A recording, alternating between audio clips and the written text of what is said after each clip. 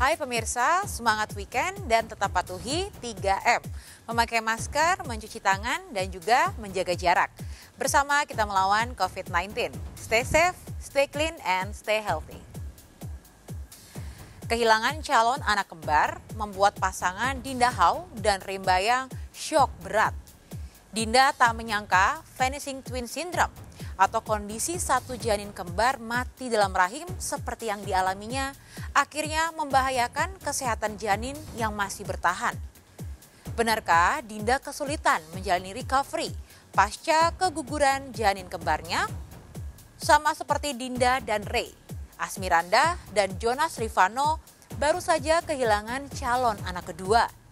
Kehamilan Anda yang didapat dari program Frozen Embryo Transfer itu sudah bermasalah sejak minggu ke-7 saat Anda dan Jonas terjangkit virus COVID-19. Benarkah mental Jonas lebih down dibanding Anda?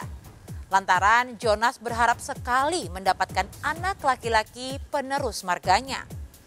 Bagaimana cara Jonas meredam emosi? Sementara dalam waktu berdekatan, ia harus syuting sinetron stripping. Bersama saya, Maria Andromeda, kita akan mengupas jatuh bangun perjuangan pasangan Dinda Hau dan Rimbayang dan Asmiranda Jonas Rivano dalam mendapatkan anak kedua. Pemirsa, inilah berita artis ternama, Barista.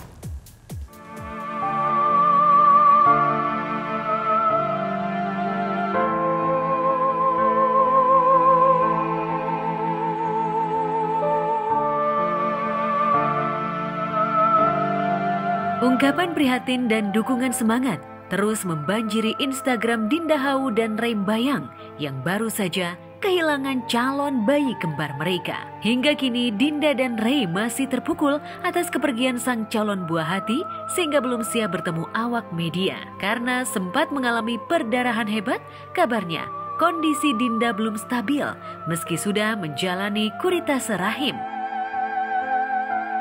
Ketika dapat kabar ternyata keguguran, kita sedih ya, kita semua sedih karena ya di awal kita bahagia banget. Cuman memang apa ya, mungkin ini yang terbaik ya. Kalau sedih pasti sedih ya, maksudnya kita juga di grup berusaha untuk support. Terlihat juga dari Ray dan Dinda ya agak terpukul lah ya dengan keadaan ini. Ya siapa sih yang nggak sedih gitu, anak yang dinantikan, apalagi kalau kita lihat flashback. Ray Dinda kan pengen banget anak kembar nih dulu kan gitu. Cuman memang lagi-lagi qadarullah seperti ini ya. Aku rasa mereka juga berlapang dada menerima keadaan ini gitu. Iya, jadi kita udah dengar kabarnya sebenarnya sebelum Ray Dindanya posting di Instagram. Janinnya nggak berkembang dan terus dikuret ya waktu itu. Kita juga ikut sedih juga gitu dengar beritanya, apalagi kan Dindanya sampai harus dibius total, terus dibersihin rahimnya. Kita juga turut berduka cita ya waktu itu pas dengar beritanya, kaget banget. Tapi insya Allah sih besok aku sama Ray ketemu sih. Sebagai suami siaga, Ray rela menutup agenda kerjanya untuk menemani Dinda di saat-saat sulit. Di Instagramnya, Ray mengunggah video berisi kronologi keguguran yang dialami istrinya.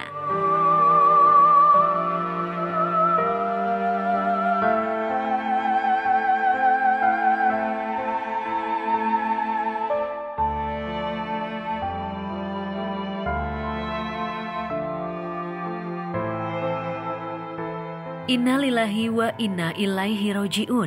Ketika Allah memberinya tak disangka-sangka, mengambilnya tak disangka-sangka pula. Allah memberi ujian seberapa jauh keikhlasan kita tentang sebuah takdir indah.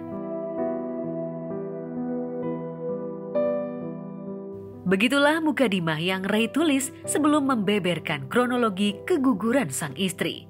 Kronologi yang disertai postingan foto hasil USG itu menjelaskan bahwa saat berlibur di Paris, Dinda punya feeling tengah berbadan dua.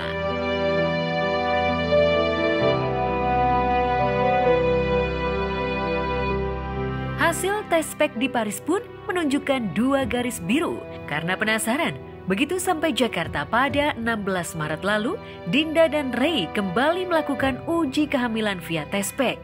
Ketika 2 garis biru kembali terlihat, mereka langsung memastikan kehamilan itu dengan melakukan USG ke dokter kandungan. Betapa bahagianya Dinda dan Ray ketika dokter menyatakan ada 2 kantong janin yang tumbuh di rahim Dinda. Saat usia baby Syaka, putra pertama mereka, belum genap setahun, kehadiran janin kembar seolah menjadi anugerah tak terkira. Sebelum ada kabar duka, kita diberitahu dulu kabar gembira sebenarnya. Iya. Sepulang dari Paris ya. Iya. Dari Paris ngirim hasil USG ya dari rumah sakit, karena Dinda dan Ray diberikan amanah gitu, anaknya ada adiknya Syaka nih gitu. Tapi bayang-bayang memberikan adik kembar kepada baby Syaka seketika pupus setelah dokter menyatakan bahwa Dinda mengalami vanishing twin syndrome, kondisi di mana satu janin kembar tidak berkembang atau mati pada trimester pertama kehamilan.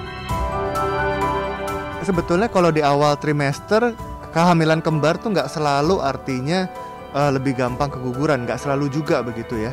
Tetapi memang kehamilan kembar tuh dramanya lebih banyak, artinya lebih banyak komplikasinya, lebih banyak hal-hal yang tidak kita inginkan yang mungkin terjadi sepanjang kehamilan begitu. Jadi kembar kan ada macam-macam ya, jadi ada kembar yang dari satu embrio atau satu janin membelah jadi 2, ada yang memang dari awal terbentuk 2 janin. Nah, yang paling sering memang kembar yang berasal dari 2 janin atau disigotik. Jadi sekitar 70% kehamilan kembar itu dari 2 janin begitu. Ada 2 telur dengan 2 sperma yang dibuahi sehingga terjadi 2 janin. Ya, otomatis dengan kondisi kehamilan kembar di mana ada 2 janin di dalam rahim, maka bila salah satu janinnya nggak bagus, kurang sehat, janinnya meninggal duluan begitu, itu pasti janin yang tidak bagus itu akan mempengaruhi janin yang lebih sehat, akan mempengaruhi janin yang survive begitu.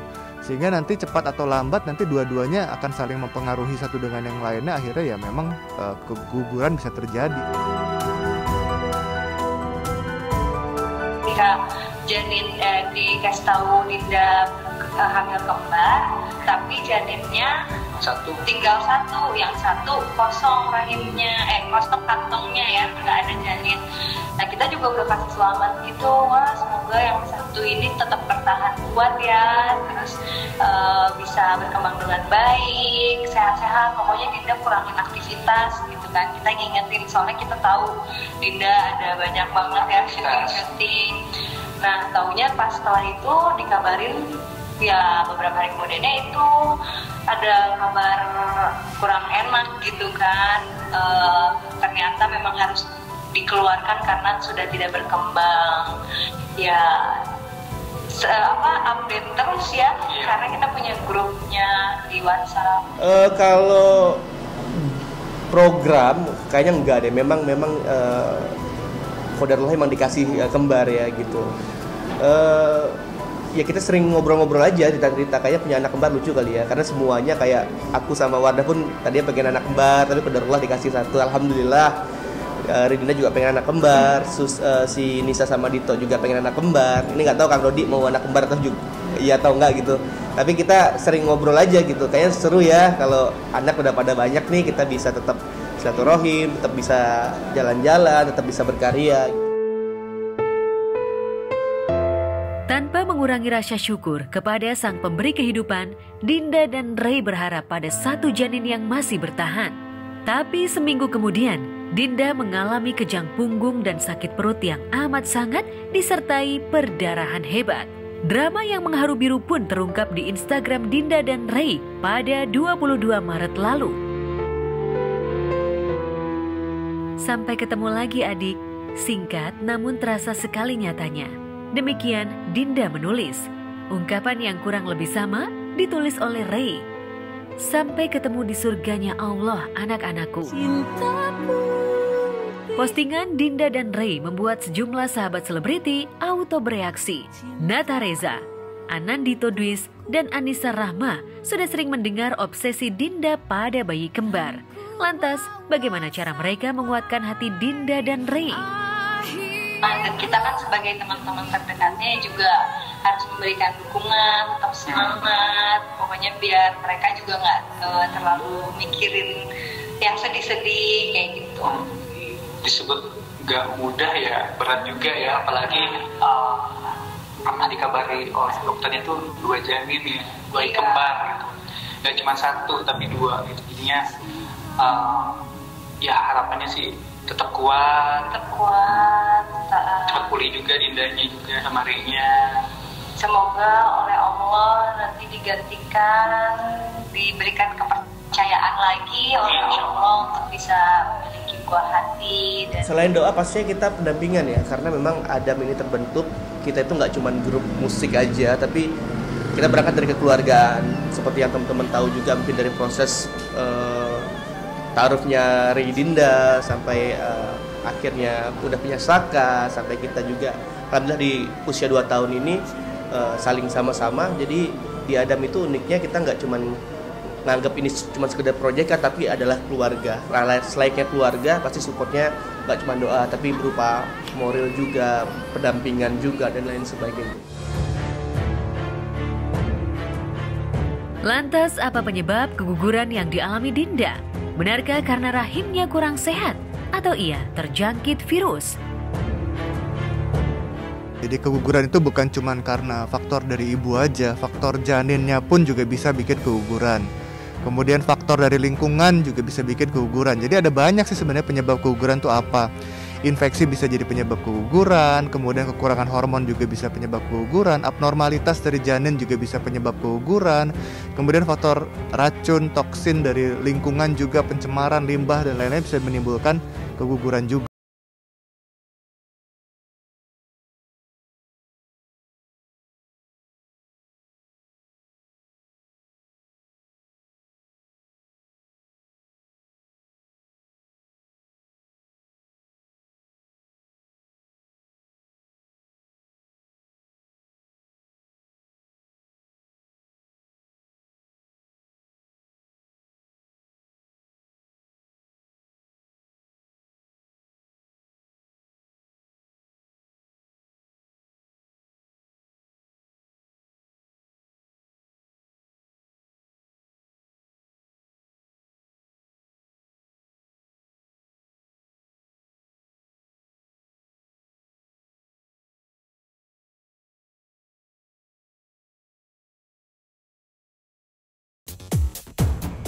Tak menjalani program hamil, tapi rahim Dinda cukup subur, sehingga pembuahan secara alami mudah terjadi. Berbeda dengan pasangan Asmiranda, yang harus kembali menjalani program bayi tabung untuk mendapatkan anak kedua. Lantas bagaimana kondisi terakhir Anda pasca mengalami keguguran? Benarkah Jonas Rifano suami Anda lebih syok ketimbang sang istri?